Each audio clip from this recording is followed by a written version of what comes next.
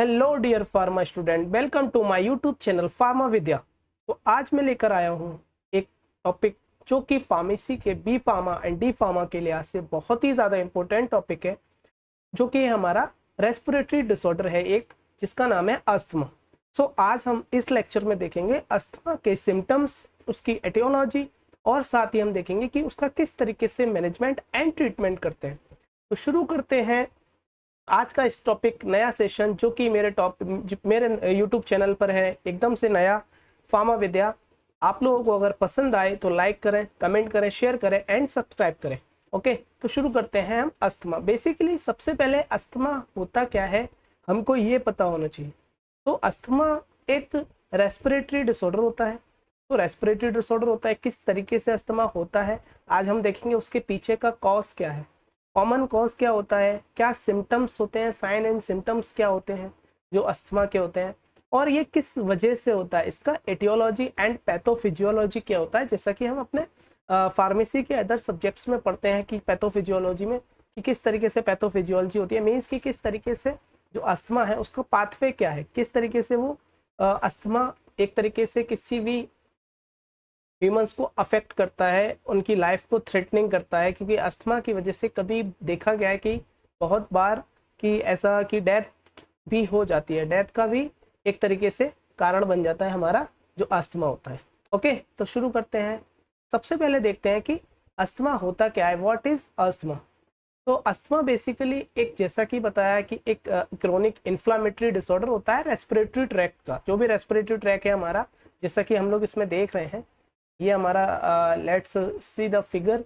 जैसे कि ये हमारा है, ये नोज से लेकर पूरा का पूरा हमारा ये जो है, ये हमारा पूरा का पूरा यहाँ से ये पूरा हमारा क्या है, ये हमारा ये नेजल पाथवे है। ये हमारा नेजल पाथवे जिसको हम रेस्पिरेटरी सिस्टम भी बोलते हैं। ओके, तो जो अस्थमा है वो रिवर्सिबल क्रोनिक इन्फ्लामेटरी डिसऑर्डर्स होता है, जो कि ब्रोंकियल एयरवेज पर होता है। और ये ब्रोंकियल एयरवेज को क्या करता है, जो बिकम स्वेल कर देता है, स्वेल हो जाएगा। किसकी वजह से, दैट्स वाई कि जो हमारा ट्रैकिया का जो ल्यूमेन होता है, वो ल्यूमेन में क्या आ जाता है, नैरोनेस आ जाती है, मतलब कि वो थोड़ा सा श्रिंक हो जाता है, सिकुड़ जाते हैं। जैसे कि हम लोग यहाँ देख पा रहे हैं कि हमारा नॉर्मल जो लंग्स की जो हमारी मसल्स हैं, जो भी मसल्स हैं वो क्या हो रहे हैं वहाँ पर, वो हमारे उसका जो ल्यूमेन है वो वाइड है, मतलब कि अच्छे से जो एयर का फ्लो है वो इजीली आ रहा है, इजीली जा रहा है। मतलब कि हमारे पास कोई, हमारे लिए कोई भी ऑब्स्ट्रक्शन नहीं है ब्रीदिंग करने के लिए। अब उधर उसके दूसरे साइड में हम देखें कि यहाँ पर ये जो है हमारा, ये जो पूरा का पूरा जो ल्यूमेन है वो क्या हो गया, वो नैरो हो गया, पूरा श्रिंक हो गया। जब श्रिंक हो गया तो जहाँ हमारे पास इतना ज़्यादा स्पेस था ब्रीदिंग के लिए, इजीली हम ब्रीथ कर पा रहे थे, जो भी हमारा एयर फ्लो था वो इजीली हो पा रहा था, इजीली ब्रीदिंग हो पा रही थी वहाँ। अब नैरो होने की वजह से वहाँ पर क्या हो गया है, अब वो एयर फ्लो ऑब्स्ट्रक्शन हो रहा है, डिफिकल्टीज हो रही है, डिफिकल्टीज इन ब्रीदिंग हो रही है। ओके, तो ये हम कह सकते हैं कि नैरो हो जाते हैं and cause a difficult in air flow, and we can say that the obstruction in air flow, air flow में ऑब्स्ट्रक्शन हो रहा है। ओके, और साथ ही हम देखें कि जो, और हम ये भी कह सकते हैं कि जो अस्थमा एक डिजीज है, एयरवेज डिजीज है, जिसमें हम देखते हैं कि increase the responsiveness of tracheobronchial tree to the variety of stimuli. यहाँ पर क्या होता है, जो भी हमारा ट्रेक्यो ब्रंकियल ट्री होता है, वहाँ पर क्या होते हैं, डिफरेंट टाइप्स ऑफ स्टिमुलाई होते हैं, उसकी वजह से भी अस्थमा हमारा होता है। अस्थमा क्या होता है, जैसे कि कोई भी स्टिमुलाई आ गया, जैसे हम बहुत ज़्यादा धूल मिट्टी में खड़े हुए, डस्ट वगैरह में खड़े हैं, तब हमें बहुत ज़्यादा तेज़ से स्नीजिंग आएगा, हीजिंग होगा, बहुत तेज़ स्नीजिंग होगी। तो ये कुछ कॉमन एक तरीके से स्टिमुलाई होते हैं, जैसे कि डस्ट पार्टिकल हो गए, डस्ट पार्टिकल की वजह से, पॉलन ग्रेन्स की वजह से किसी को एलर्जी है, कुछ केमिकल्स की वजह से, या कोई भी ऐसा फ्रेग्रेंस, या फिर कोई ऐसा एक स्टिमुलस जो कि हमारे रेस्पिरेटरी ट्रैक्ट को एकदम से स्टिमुलेट कर दे और सडनली हमको स्नीजिंग वगैरह होने लगे, या फिर ऐसा कि हमको डिफिकल्टी इन ब्रीदिंग होने लगे।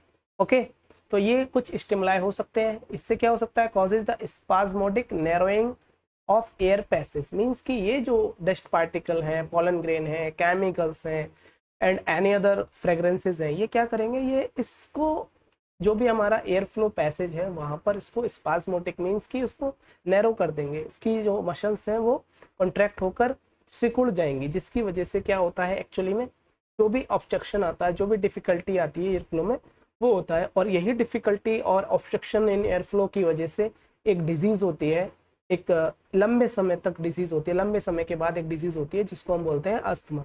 अस्थमा एक ट्रीटेबल डिजीज होती है, इसको ट्रीट भी कर सकते हैं और बहुत ज़्यादा लाइफ थ्रेटनिंग भी हो जाती है। ऐसा नहीं है कि ट्रीट नहीं कर सकते हैं, ट्रीट भी कर सकते हैं, बट लाइफ थ्रेटनिंग भी हो जाती है अगर उसको सही टाइम पर सही मैनेजमेंट एंड सही ट्रीटमेंट नहीं मिला तो। ओके, तो ये हमारा अस्थमा कि एक्चुअल में अस्थमा होता क्या है। ओके, अब आते हैं हम उस पर। नेक्स्ट है हमारा इसके सिम्टम्स क्या होते हैं, अस्थमा के एक्चुअल में सिम्टम्स क्या होते हैं, हम ये देखते हैं। तो अस्थमा के सिम्टम्स क्या होंगे, जैसा कि हमने अभी देखा कि हमारा जो अस्थमा है एक रेस्पिरेटरी ट्रैक्ट इन्फेक्शन है। तो जितने भी हमारे पास जो भी सिम्टम्स या साइन एंड सिम्टम्स होंगे वो रेस्पिरेटरी ट्रैक्ट इन्फेक्शन से जो जो एसोसिएटेड ऑर्गन है या जो भी हमारा एसोसिएटेड हमारा बॉडी पार्ट्स है वहाँ और उससे रिलेटेड जो भी चीज़ें हैं वो अफेक्ट होंगी और वहीं जो भी प्रॉब्लम्स आती है वहीं से क्रिएट होगी। जैसे कि सबसे पहला क्या हुआ, सबसे पहला मैंने दिया है यहाँ पर आपको हीजिंग। तो हीजिंग क्या है, हीजिंग का मतलब होता है जब भी हम ब्रीदिंग करते हैं तो वहाँ पर एक विस्लिंग साउंड होता है, ऐसा सीटी जैसा साउंड आता है कि हम हर बार ब्रीथ कर रहे हैं, ऐसा सीटी सी बज रही है।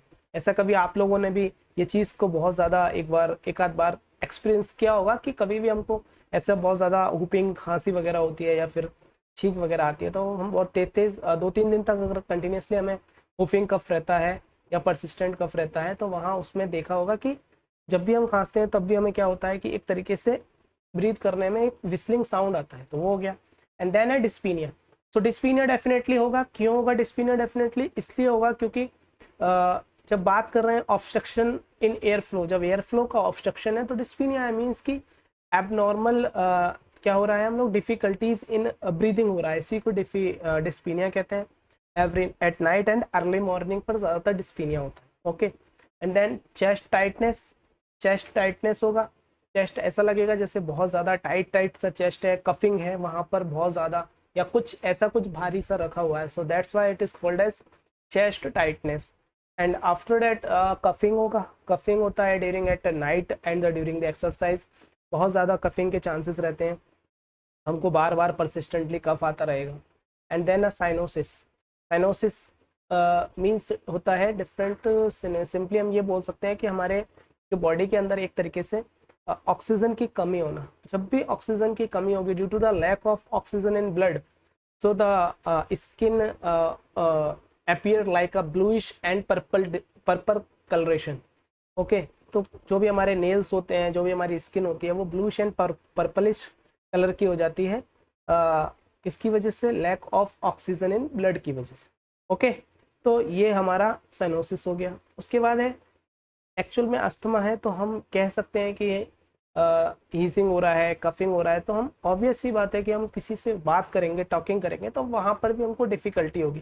तो डिफ़िकल्टी इन टॉकिंग भी हम वी कैन से कि ये भी एक तरीके का सिम्टम्स है कि डिफ़िकल्टी इन टॉकिंग रहती है, can't complete sentence without stopping the breath and flare up. Okay, और एक और बहुत ज़्यादा इंपॉर्टेंट चीज़ ये होती है कि इसमें सबसे ज़्यादा जो हम ब्रीदिंग करते हैं बहुत फास्ट करनी पड़ती है, क्योंकि हमारे जो एक्चुअल में जो साइज हो गया ल्यूमेन का वो बहुत छोटा हो गया, तो जितना सफिशिएंट अमाउंट ऑफ ऑक्सीजन जाना चाहिए था वो नहीं जा पा रहा है। सो हम फास्ट ब्रीदिंग करने के लिए, तो इसलिए जो रेस्पिरेटरी रेट होती है हमारी, जो ब्रीदिंग रेट होती है बहुत ज़्यादा हो जाती है और फास्ट हो जाती है बहुत ज़्यादा।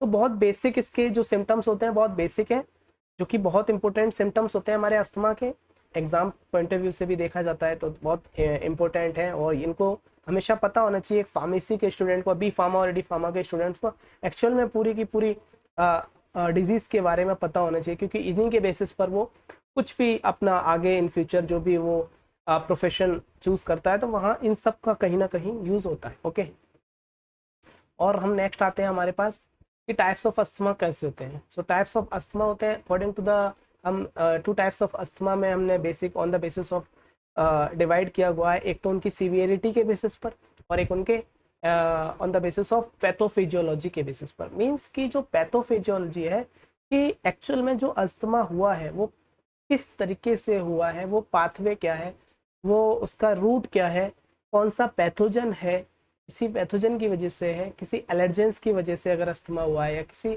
ऐसी चीज़ की वजह से अस्थमा हुआ है, तो उसको हमने पैथोफिजियोलॉजी में रख दिया।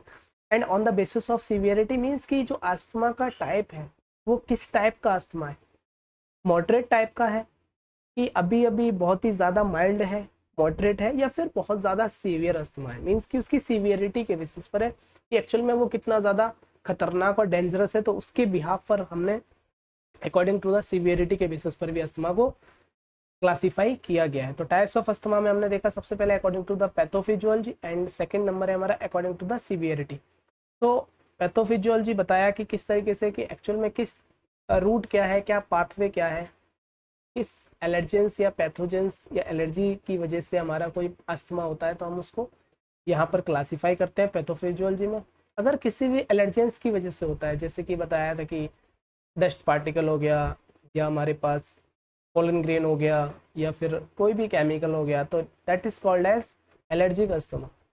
और इनके अलावा अगर किसी और रीज़न से हो रहा है तो ये हो गया हमारे पास नॉन एलर्जिक अस्थमा, क्योंकि इनके अलावा वो किसी भी चीज़ से हो सकता है, so that is called as non allergic asthma.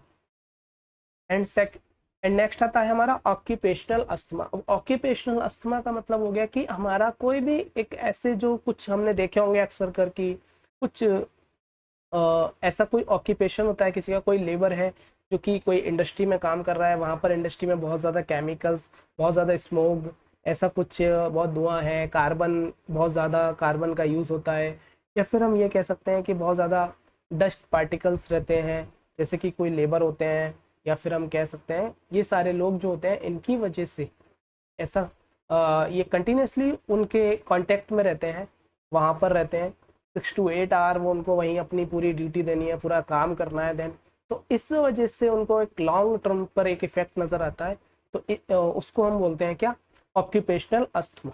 Okay, और हमारा क्या है, एक है हमारा nocturnal asthma, then exercise induced asthma, कि हमने एक्सरसाइज करते करते करते करते लंबे समय में अस्थमा के कुछ सिम्टम्स नज़र आए, तो उसको हमने बोला exercise induced asthma. And then है कफ वेरिएंट अस्थमा, कि कफ बहुत ज़्यादा आता है, कफिंग होती है, कंटिन्यूसली कफिंग होती है ना, एक देखा कि बहुत ज़्यादा कफिंग हो रही है, तो उसकी वजह से कफ वेरिएंट अस्थमा भी होता है।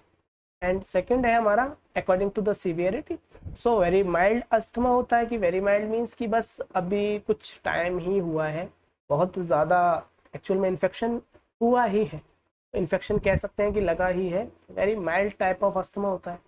फिर उसको थोड़ा सा दिन गुजरे या थोड़ा स्ट्रॉन्ग अस्थमा होने के, कि उसने और ज़्यादा नैरो कर दिया, और ज़्यादा डिफिकल्टीज इन ब्रीदिंग होने लगी, तो वो माइल्ड टाइप ऑफ अस्थमा हो गया, mild. And then moderate type पर जाता है, कि थोड़ा सा और सीवियरिटी की तरफ जा रहा है, एंड आफ्टर लॉन्ग टाइम, बहुत ज़्यादा लंबे समय के बाद, वो जो very mild type of asthma था वो कन्वर्ट हो जाता है हमारा सीवियर अस्थमा में, अगर उसको सही से मैनेजमेंट एंड ट्रीटमेंट नहीं दिया जाए तो। ओके, तो ये हमारे टाइप्स ऑफ अस्थमा हो गए। एंड देन आते हैं हम अपने नेक्स्ट पर, जो कि नेक्स्ट टॉपिक पर, जो कि है हमारा इसका अकॉर्डिंग टू द पैथोफिजियोलॉजी। तो हमने यहाँ देखा कि अभी जैसा कि हमने बताया कि अकॉर्डिंग टू द पैथोफिजियोलॉजी हमने देखा था कि हम पढ़ रहे थे कि सबसे पहले हमारे पास था एलर्जिक अस्थमा, फिर हमारे पास था नॉन एलर्जिक अस्थमा। तो एलर्जिक अस्थमा पर करते हैं, तो सबसे पहले देखते हैं कि allergic asthma caused after breath allergens, जैसा कि मैंने बताया था कोई भी allergens either it is pollen grain और dust particles and other environmental allergens like pollution, smoke, dust, mites, है ना, ये कुछ भी हो सकता है। एलर्जेंस ट्रिगर कर सकता है इम्यून सिस्टम को टू प्रोड्यूस आईजीई एंटीबॉडी, तो आईजीई एंटीबॉडी को ट्रिगर करेगा इम्यून सिस्टम में, प्रोड्यूस करेगा, which activate the series of reactions and cause swelling of runny nose, sneezing and dyspnea, shortness of breathing कह सकते हैं ना वो डिस्पीनिया की, मतलब कि जितनी ब्रीथ हो रही है उतनी डिफिकल्टी इन ब्रीथिंग, ब्रीथ उसको बोलते हैं हम लोग। ठीक है, तो यहाँ पर क्या है, कोई भी एक एलर्जेंस है, जैसे कि कुछ भी हो सकता है, पोलन ग्रेन, डस्ट पार्टिकल और अदर एनवायरमेंटल एलर्जेंस हो सकते हैं, पॉल्यूशन, स्मोक, डस्ट, माइट्स, तो ये क्या करते हैं, इम्यून सिस्टम को ट्रिगर कर देते हैं, जिससे आईजी एंटीबॉडी क्या होती है, प्रोड्यूस होती है, और ये एक्टिवेट करती है different types of series of reactions को एक्टिवेट कर देती है, जैसे मास्ट सेल का एक्टिवेशन कर देगी और भी चीज़ों का, इससे एलर्जी की वजह से स्वेलिंग हो जाएगी, इतनी स्वेलिंग होने लगेगी, जो भी हमारे मसल्स होते हैं, रनी नोज होने लगी कंटिन्यूसली, स्नीजिंग होगा एंड डिस्पीनिया होगा। ओके, एंड देन सेकंड आता है हमारा जो होता है वो है हमारा नॉन एलर्जिक। नॉन एलर्जिक में क्या होता है, asthma different irritant of in air. Irritants में भी it is called as perfume, जैसा कि बताया परफ्यूम हो सकता है, fresh paint, cigarette smoke and wood smoke. ये कुछ जो होते हैं ये नॉन एलर्जिक हैं। ये क्या होते हैं, ये कुछ इरिटेशन कॉज करते हैं, है ना। जैसे कि परफ्यूम वगैरह हो गया, परफ्यूम का जो फ्रेग्रेंस हो गया वो भी कभी कभी कुछ लोगों को आपने देखा होगा अपने आसपास भी, और परफ्यूम की थोड़ी सी फ्रेग्रेंस से एलर्जी हो जाती है, कंटिन्यूसली उनको स्नीजिंग होने लगती है। तो ये भी एक टाइप का अस्थमा कॉज कर सकता है, नॉन एलर्जिक अस्थमा होता है। And these irritant may stimulate the parasympathetic nerve fibre. Parasympathetic nervous system में नर्व फाइबर को क्या करेंगे, इरिटेट कर देते हैं in the airways, causing the bronchoconstriction and inflammation. Bronchoconstriction means की ब्रोंकियल कॉन्स्ट्रिक्शन होने लगेगा, जिसकी वजह से वो होने लगेगा इसमें। तो ब्रोंको कॉन्स्ट्रिक्शन हो जाएगा तो वहाँ पर जो ब्रोंकाई है वो भी क्या हो जाएगी, वो कॉन्ट्रैक्ट हो जाएगी, जिसकी वजह से वहाँ पर शॉर्टनेस ऑफ ब्रीदिंग एंड हम we can say that the obstruction in air flow में ऑब्स्ट्रक्शन आने लगता है। ओके, उसकी वजह से भी अस्थमा हो जाएगा। उसके बाद हमने देखा था कि ऑक्यूपेशनल है, जैसा कि हमने देखा ऑक्यूपेशनल अस्थमा। तो ऑक्यूपेशनल अस्थमा में अनदर टाइप ऑफ अस्थमा होता है induced by the trigger present in working environment. जैसा कि मैंने बताया कोई जहाँ काम करते हैं वहाँ पर कई सारी चीज़ें फैक्टर जो होते हैं वो होते हैं जो अस्थमा कॉज करते हैं, उनको ऑक्यूपेशनल अस्थमा कहते हैं। जैसे कोई केमिकल हो सकते हैं, मेटल्स हो सकते हैं, एंजाइम, एनिमल सब्सटेंस हो सकते हैं या प्लांट सब्सटेंस हो सकते हैं, तो ये ऑक्यूपेशनल की तरफ आता है, ऑक्यूपेशनल अस्थमा होता है। Okay, and then nocturnal, it is characterised by the symptoms of asthma get more worsen at night, है ना, during sleep and any time in a day. Means कि कुछ नॉक्टर्नल जो अस्थमा होता है वो ये है कि जो सिम्टम्स होते हैं अस्थमा के वो ज़्यादातर नाइट में और ज़्यादा खतरनाक हो जाते हैं और ज़्यादा वर्स हो जाते हैं, है ना। ड्यूरिंग द स्लीप भी हो सकते हैं और any time in a day भी हो सकते हैं, तो उसको बोलते हैं हम लोग क्या, नॉक्टर्नल अस्थमा होता है। तो it is believe to be caused by sleep apnoea. Means कि जब हम ड्यूरिंग द स्लीप हम जब सो रहे होते हैं तो क्या होगा, वहाँ पर जो स्लीप हमारा जो ब्रीदिंग है वो बहुत ही ज़्यादा इंटरप्शन होगा, हमारी स्लीप साइकिल को पूरी तरीके से डिस्टर्ब कर देगा, स्लीप डिसऑर्डर हो जाता है इसकी वजह से। क्योंकि हम जब रात में सोते हैं तो क्लियर हमको एकदम जो हमारा एयर फ्लो है वो बिल्कुल भी ऑब्स्ट्रक्ट नहीं होना चाहिए, बिल्कुल भी रुकावट नहीं होनी चाहिए, तब तो हमको अच्छे से नींद आती है। अगर कहीं ना कहीं जैसे हमने अक्सर देखा है कि हमको अगर कॉमन कोल्ड हो जाता है, सिंपली कॉमन कोल्ड हो जाता है, तो हमको रात में बहुत सोने में दिक्कत होती है। कभी कभी देखिए पूरी पूरी रात हो जाती है, जो हमारा फर्स्ट डे और सेकेंड डे होता है हमारा कॉमन कोल्ड का इन्फेक्शन लगने के बाद ही तभी, तो इससे क्या होगा, पूरी स्लीप साइकिल डिस्टर्ब हो जाती है, पूरा इंटरप्शन हो जाता है। तो नॉक्टर्नल अस्थमा एक तरीके से ये अफेक्ट करता है बहुत ज़्यादा। नेक्स्ट है exercise induced asthma. This is occur mainly due to the obstruction of air flow in airway during exercise and और आफ्टर एक्सरसाइज, है ना। हम ये कह सकते हैं कि जो भी हमारा एक्सरसाइज कर रहे हैं या फिर करने के बाद हमको जैसे ऑब्स्ट्रक्शन लग रहा है तो उसको बोलते हैं हम लोग क्या, एक्सरसाइज इंड्यूस्ड अस्थमा।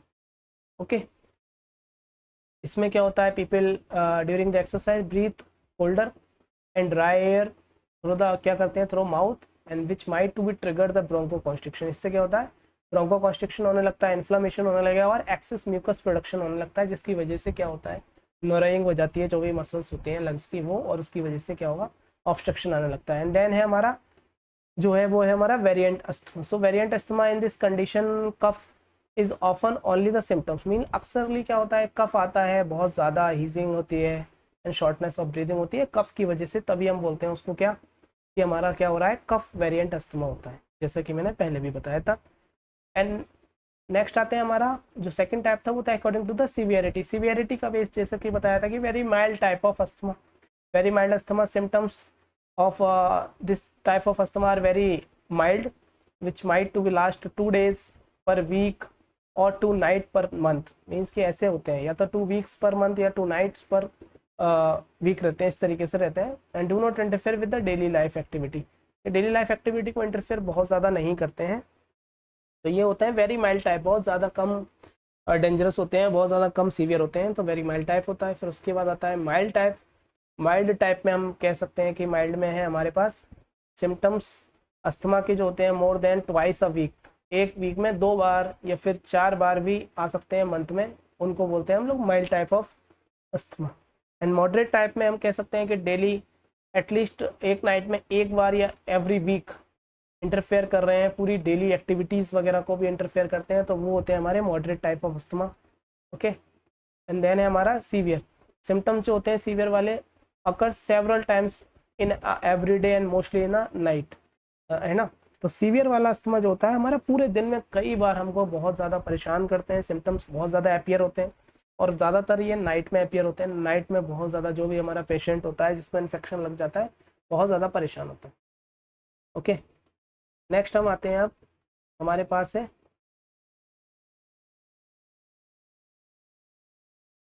एटियोपैथोलॉजी।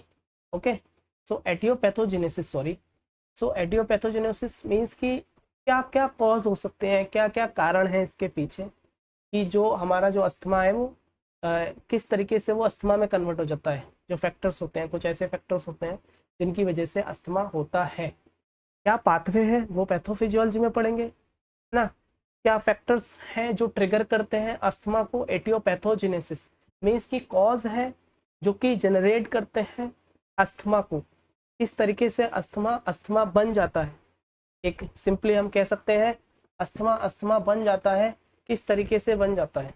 ओके, तो हम ये कह सकते हैं सिंपली, तो हम ये देखते हैं।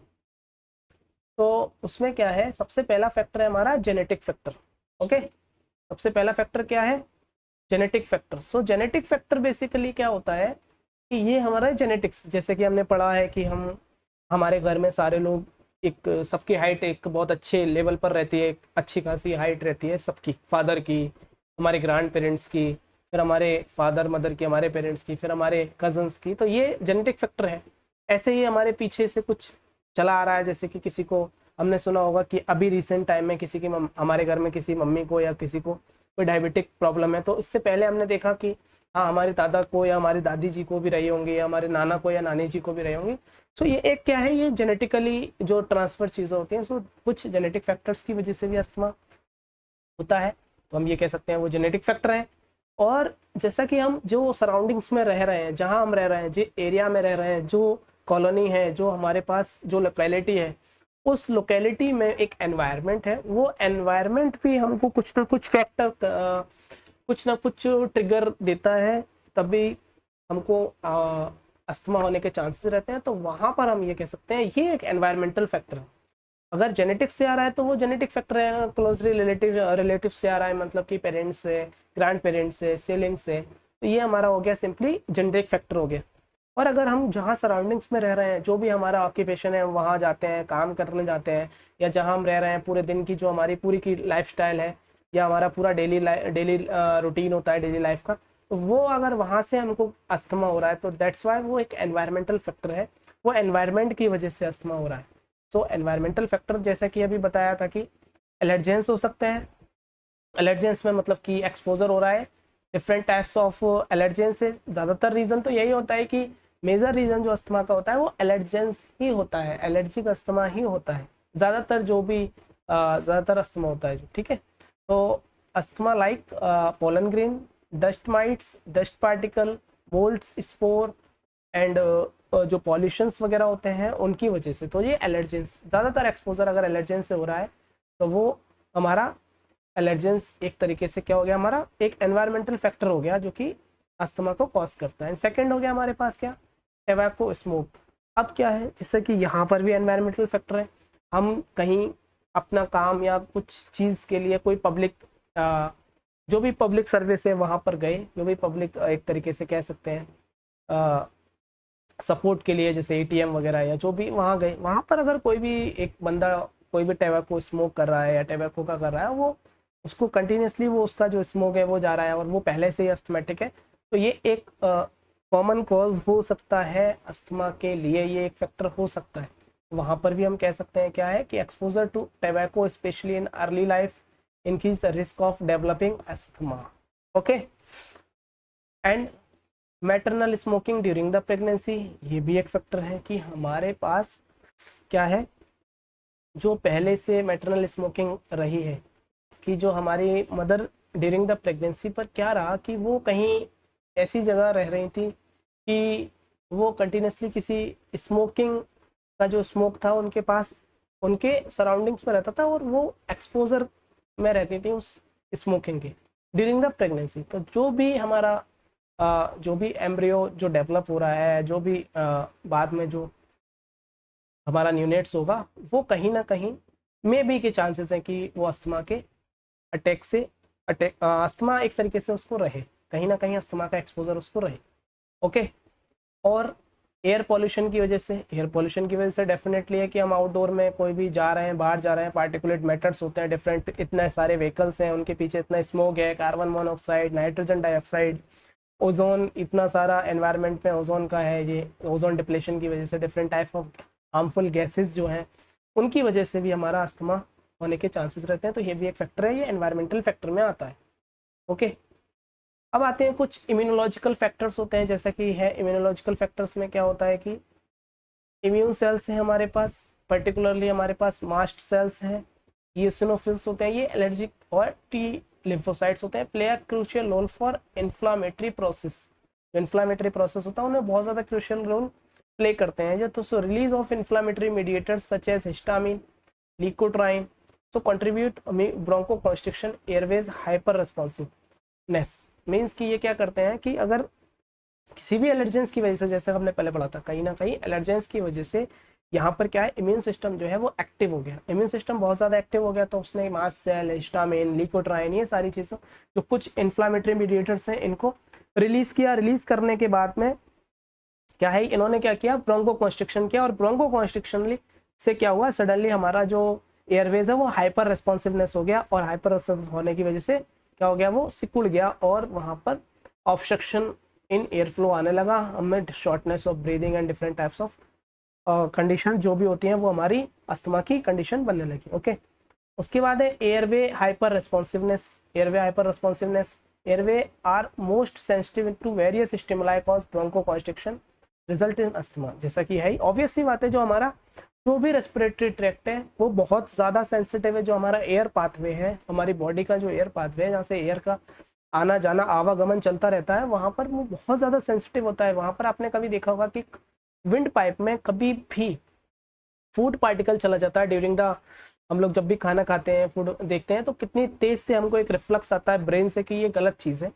तो ये भी कहीं ना कहीं एक कारण रहता है कि वो बहुत ज़्यादा सेंसिटिव है, बहुत सारे स्टिमुलस उसको कहीं ना कहीं हाइपर रिस्पॉन्सिवनेस में डाल देते हैं कंडीशन में, जिसकी वजह से ब्रोंकोकॉन्स्ट्रिक्शन होता है, और ये धीरे धीरे धीरे धीरे अस्थमा का एक तरीके से रूप ले लेते हैं। ओके।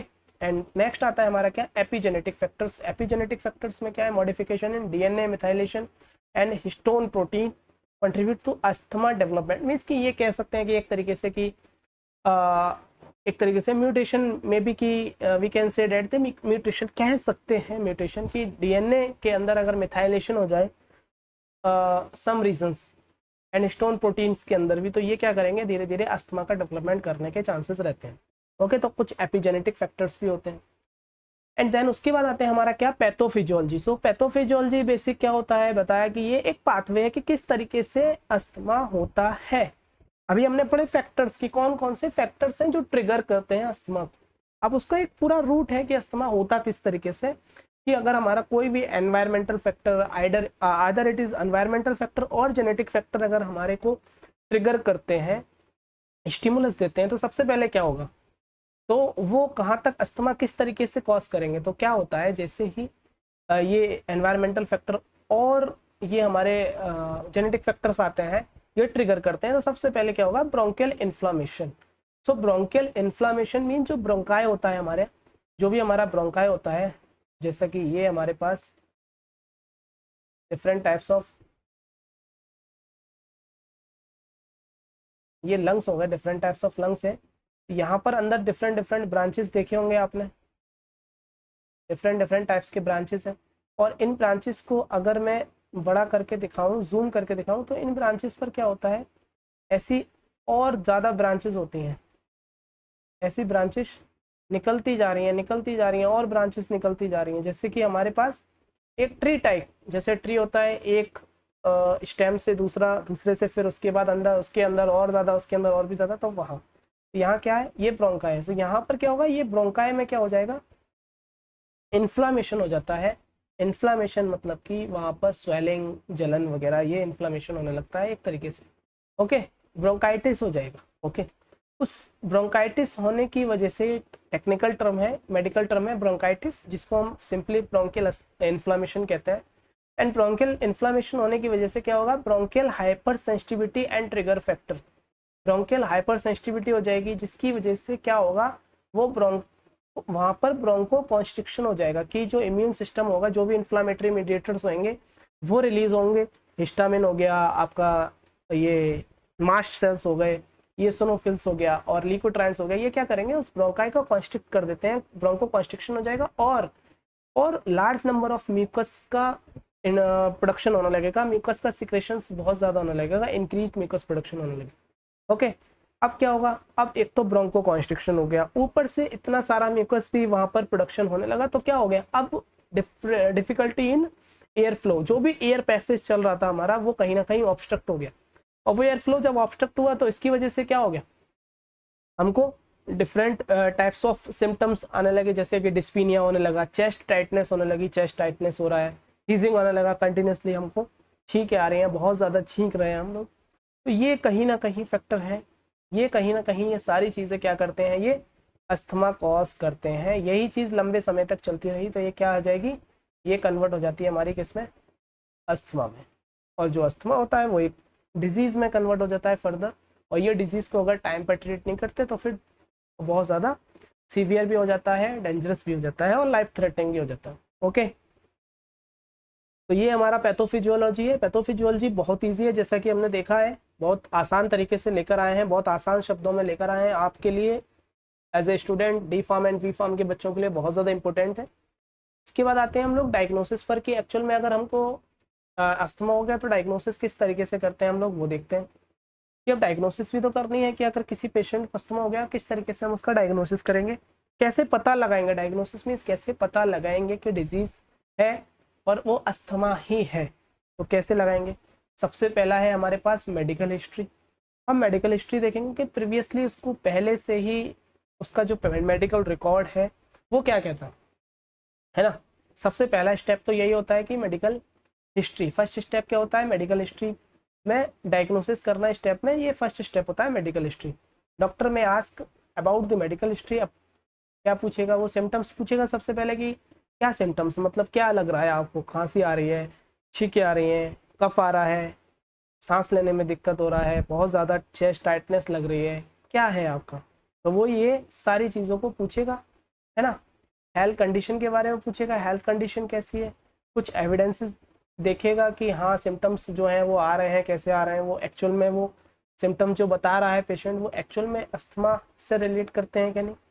तो ये सारी चीज़ें, तो मेडिकल हिस्ट्री एक फर्स्ट स्टेप हो गया। एंड देन फिजिकल एग्जामिनेशन, फिर फिजिकल एग्जामिनेशन करेगा, लाइक रेस्पिरेटरी इन्फेक्शन है, कोई इन्फ्लामेशन देखेगा, इन्फ्लामेशन है या फिर कोई अदर कंडीशन है, ये देखता है। ओके, उसके बाद एग्जामिन करेगा स्किन, इस examine skin for sign allergic condition, कोई एलर्जिक कंडीशन तो नहीं है such as eczema and hives, ऐसा तो नहीं कोई ऐसा स्किन एलर्जी हो उसकी वजह से भी कुछ चीज़ें हैं, तो ये कुछ स्किन एलर्जी भी चेक करते हैं वो फिजिकल एग्जामिनेशन।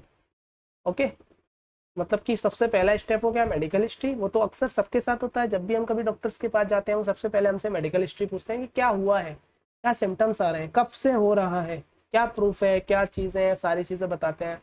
फिर वो कुछ फिजिकल देखते हैं, वेट वगैरह चेक करते हैं, और भी देखते हैं कि फिजिकल जो भी उससे रिलेटेड चीज़ें हैं कि अगर कोई एलर्जी वगैरह होती है वो चेक करते हैं। ओके, एंड देन तीसरा पॉइंट है हमारा, यूज़ करते हैं वो स्टेथोस्कोप का नॉर्मल ब्रीदिंग साउंड सुनने के लिए, कि अगर ब्रीदिंग साउंड नॉर्मल है कि वो लाइक विस्लिंग साउंड भी आ रहा है या कुछ ऐसा साउंड आ रहा है कि जो बहुत ज़्यादा फास्ट अगर ब्रीदिंग रेट है तो साउंड में कुछ चेंजेस रहेगा, तो वो स्टेथोस्कोप का यूज़ करते हैं और ब्रीदिंग को सुनते हैं अच्छे से। एंड नेक्स्ट है हमारा लेबोरेटरी टेस्ट। लेबोरेटरी टेस्ट के लिए भेजते हैं कि जो भी हमारा इमेजिंग है, इमेजिंग कराते हैं थ्रोट की, जो भी हमारा ये ट्रेकिया वाला पार्ट है उसकी पूरी इमेजिंग कराते हैं, लंग्स की, उसमें एक्सरे हो सकता है, उसमें प्री एग्जामिनेशन टेस्ट हो सकते हैं, ये सारी चीज़ें हो सकती हैं। देन स्पायरोमीटर, स्पायरोमीटर से चेक करेंगे वो डिटरमाइन द पल्मोनरी फंक्शन, कि जो भी हमारा लंग्स फंक्शन है वो ठीक से कर रहा है कि नहीं, check how much air you can exhaled and after the deep breath, कि हम जो स्पायरोमीटर क्या करता है, स्पायरोमीटर जो फोर्सफुली जितना डीप ब्रीथ करें और उसमें कितना एयर वो एक्सेल कर पा रहे हैं बाहर की तरफ, डीप ब्रीथ करने के बाद कितना एक्सेल कर पा रहे हैं बाहर की तरफ, ये स्पायरोमीटर से हम चेक करते हैं। उसके बाद स्प्यूटम टेस्ट होता है। लैब टेस्ट में स्प्यूटम टेस्ट मतलब कि जो भी हमारे पास जो म्यूकस है उसका टेस्ट करने भेजते हैं, उस म्यूकस के अंदर देखते हैं कोई बैक्टीरियल इन्फेक्शन वगैरह तो नहीं है जिसकी वजह से कोई एलर्जिक कोई एलर्जेंस जिसकी वजह से हो रहा है।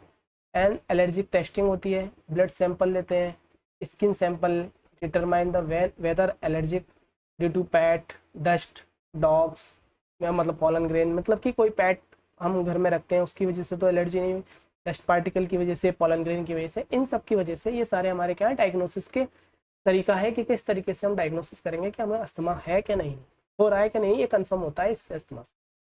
ओके, उसके बाद आते हैं हम अपने मैनेजमेंट्स पर। अब मैनेजमेंट्स में क्या है, दो तरीके के मैनेजमेंट्स होते हैं हमारे पास, एक होते हैं नॉन फार्माकोलॉजिकल मैनेजमेंट्स और एक होते हैं हमारे पास pharmacological managements. Non pharmacological managements का सिंपली मतलब है कि हम मेडिसिन का इस्तेमाल ना करें, हम कोई भी ऐसी चीज़ का इस्तेमाल ना करें कोई केमिकल्स के थ्रू। सिंपली हम अपना लाइफ स्टाइल चेंज करें, अपना एनवायरनमेंट चेंज करें, जो भी हमारा डेली रूटीन है वो चेंज करें।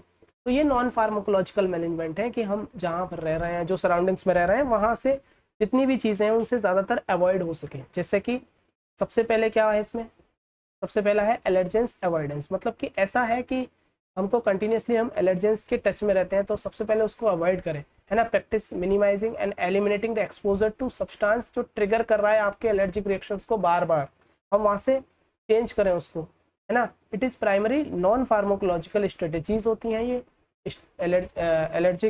एलर्जी मैनेजमेंट्स के लिए।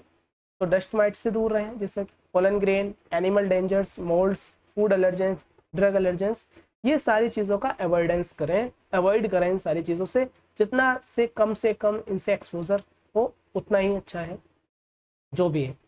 ओके, उसके बाद है हमारा एनवायरमेंटल कंट्रोल होना चाहिए। एनवायरमेंटल कंट्रोल में क्या है, एनवायरमेंटल कंट्रोल मीन्स कि modifying the patient's living and working environment. जैसा कि मैंने बताया, reduce the exposure to non allergens, जो भी ऐसी चीज़ों से उसको दिक्कत है, जो परेशानी हो रही है, उस एनवायरनमेंट से उसको दूर रखा जाए, वहाँ से हटा दिया जाए, वर्किंग एनवायरनमेंट चेंज किया जाए ताकि कम से कम उसका एक्सपोजर, अल्टीमेटली वही है कि एक्सपोजर कम करना है। Reduce the exposure of environment pollutant like tobacco smoking, outdoor air pollution exposure, indoor pollutants such as volatile organic compounds, new salts, clinical chemicals, इन सब चीज़ों से उसको क्या किया जाए, कम से कम एक्सपोजर में रखा जाए, दूर रखा जाए इससे। ओके, तीसरा है smoking cessation. Smoking is the process discontinue tobacco smoking, means कि जो भी हमारा जो कंटिन्यूसली जो बंदा वगैरह जो भी स्मोकिंग करता है, जो अस्थमा का पेशेंट है, उसको बोला जाए कि अगर वो स्मोकिंग करता है तो स्मोकिंग को बिल्कुल इमरजेंसी या एक तरीके से कह सकते हैं कि as per the guideline doctors की तुरंत उसको स्मोकिंग को सीज कर देना चाहिए, सेसेशन कर देना चाहिए पूरी तरीके से, कि स्मोक को तुरंत की तुरंत डिसकंटिन्यू करना चाहिए। Okay, and then physical activity and exercise, ये भी है। सो इसमें क्या है, रेगुलरली क्या करे, एक्सरसाइज करे, फिजिकल एक्टिविटी करे, डेली फिजिकल एक्टिविटी करे बेनिफिशियली, है ना। Health including the respiratory health की, उसके साथ में क्या करें, ब्रीदिंग एक्सरसाइज करें ज़्यादा से ज़्यादा। वेट मैनेजमेंट है, वेट अपना चेक करता रहे कि वेट बहुत ज़्यादा तो नहीं है, बहुत कम तो नहीं है, ये भी चेक करें। ओके, अब आते हैं हम अपने नेक्स्ट पर, जो कि हमारा क्या है, फार्माकोलॉजिकल मैनेजमेंट। सो फार्माकोलॉजिकल मैनेजमेंट क्या होते हैं, सिंपली फार्माकोलॉजिकल मैनेजमेंट जो होगा, यहाँ पर हम ट्रीट करते हैं कुछ ऐसे मेडिसिन होते हैं, कुछ ऐसे कंपाउंड्स होते हैं, ऐसे ड्रग मॉलिक्यूल्स होते हैं जिनको यूज़ किया जाता है for the treatment of asthma. Asthma को ट्रीट करने के लिए, उसको मैनेज करने के लिए, मैनेज हो जाए एंड देन फाइनली ट्रीट हो जाए, वो उसको कम से कम अस्थमा के जो भी सिम्टम्स हैं वो सिम्टोमेटिक ट्रीटमेंट दिया जाए, वो कम से कम हो। ठीक है, ये मैनेजमेंट है फार्माकोलॉजिकल मैनेजमेंट। तो यहाँ पर क्या है, सबसे पहला जो है वो हमारा होता है इनहेल्ड बीटा एगोनिस्ट एल्ब्यूटेरॉल। अब क्या होता है, इनहेल्ड लिखा है, मीन्स कि यहाँ पर क्या है, ज़्यादा से ज़्यादा रेस्पिरेटरी ट्रैक्ट का एयर फ्लो ही अफेक्ट था हमारा। तो हम इसको एक तरीके से हमने देखा होगा कि मूवीज़ वगैरह में भी एक पंप होता है हमारे पास, है ना, वो पंप होता है, तो उस पंप के लिए एक ड्रग आता है जिसको हम बोलते हैं क्या, एक मेडिसिन आती है जिसको हम बोलते हैं क्या, एल्ब्यूटेरॉल। तो एल्ब्यूटेरॉल क्या होता है या साल्ब्यूटामॉल क्या होता है, ये जो होते हैं इनको इनहेल किया जाता है। आपने अभी रिसेंट में भी अब आप देखते भी होंगे अपने कहीं पेशेंट या कोई बेबी, छोटे बेबी को दिखाने जाते हैं डॉक्टर्स को, उसको कभी भी रेस्पिरेटरी डिसऑर्डर्स हो जाता है, कोई कॉमन कोल्ड वगैरह, तो वो नेबुलाइजर से सिंपली उसको इनहेल्ड करता है, कोई एक छोटा सा इंजेक्शन टाइप डालता है नेबुलाइजर में, मशीन में, देन वो उसको उसका जो भी फ्यूम्स निकलता है वो उसको इनहेल कराते हैं। वो किसकी होती है, वो साल्ब्यूटामॉल, एरॉल और एल्ब्यूटेरॉल की होती है। ओके, तो ये एक मेडिसिन है।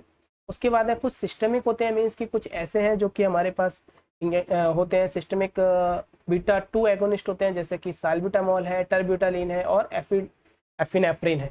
ये सारे कहीं ना कहीं हेल्प करते हैं एक तरीके से मैनेजमेंट करने में, एलर्जी जो भी हमारा अस्थमा होता है उसको, और ट्रीट करने में भी।